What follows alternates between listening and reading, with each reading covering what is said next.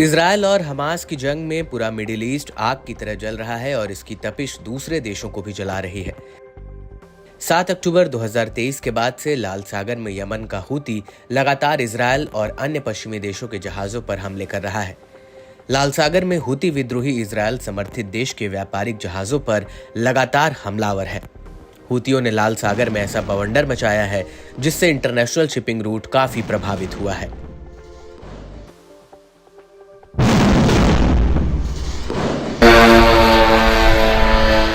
Houthi लगातार मालवाहक जहाजों और युद्धपोतों पर रॉकेट, मिसाइल और घातक ड्रोन से हमले कर रहा है। हूती हजारों किलोमीटर दूर बैठे बैठे ही लाल सागर, अरब सागर और हिंद महासागर में इजरायल और पश्चिमी देशों के जहाजों पर हमले कर रहा है।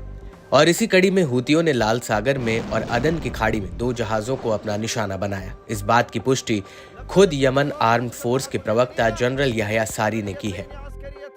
उन्होंने कहा कि फिलिस्तीनी लोगों और उनके प्रतिरोध सेनानियों के साथ हो रहे अन्याय और यमन के खिलाफ अमेरिकी और ब्रिटिश आक्रमण के जवाब में यमनी सशस्त्र बलों ने लाल सागर और एडन की खाड़ी में 2 सैन्य अभियान चलाया है।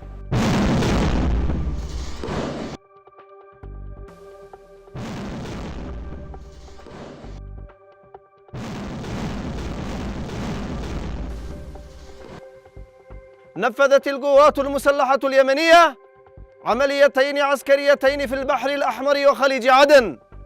العملية الأولى استهدفت سفينة سونيون النفطية التابعة لشركة تتعامل مع العدو الإسرائيلي، وانتهكت قرار حظر الدخول إلى موانئ فلسطين المحتلة، وقد أصيبت السفينة إصابة دقيقة ومباشرة أثناء إبحارها في البحر الأحمر، وهي معرضة للغرق بفضل الله.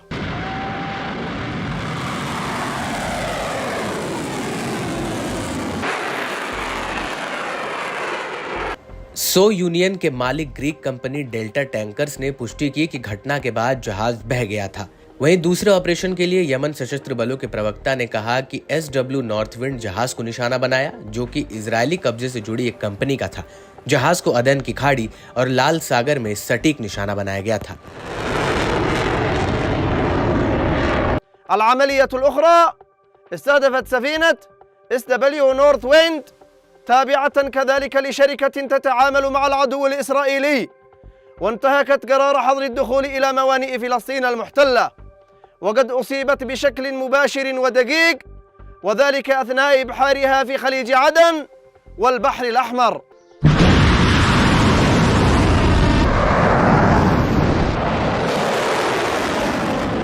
ये दोनों ऑपरेशन यमनी नौसेना बलों, वायुसेना और मिसाइल बल द्वारा सैन्य नौकाओं, बैलिस्टिक और क्रूज मिसाइलों और मानव रहित हवाई वाहनों का इस्तेमाल करके किए गए थे।